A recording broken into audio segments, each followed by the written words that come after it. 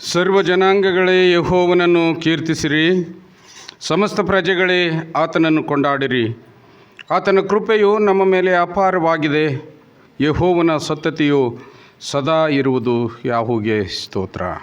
ಪ್ರಾರ್ಥನೆ ಮಾಡಿಕೊಳ್ಳುವ.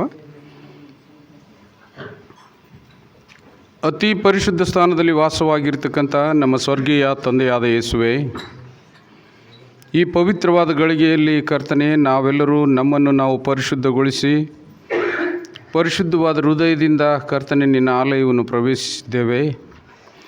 ಆಲಯದಲ್ಲಿ ಆಗ್ತಕ್ಕಂಥ ಎಲ್ಲ ಆಗು ಹೋಗುಗಳಿಗೆ ಕರ್ತನೆ ನೀನೇ ಮೂಲ ಕಾರಣನಾಗಿದ್ದು ನಮ್ಮನ್ನು ನಡೆಸು, ನಮ್ಮನ್ನು ಬಲಪಡಿಸು, ಕೊನೆಯವರೆಗೂ ನಮ್ಮ ಜೊತೆಗಾರನಾಗಿದ್ದು ಕರ್ತನೆ ನಿನ್ನ ನಡೆಸುವಿಕೆಯಲ್ಲಿ ನಮ್ಮನ್ನು ಬಲಪಡಿಸಬೇಕಾಗಿ ಕರ್ತನಾದ ಯೇಸುವೆ ನಿನ್ನ ಹೆಸರಿನಲ್ಲಿ ಬೇಡಿಕೊಂಡಿದ್ದೇವೆ ನಮ್ಮ ತಂದೆಯೇ. ಆಮೇನ್.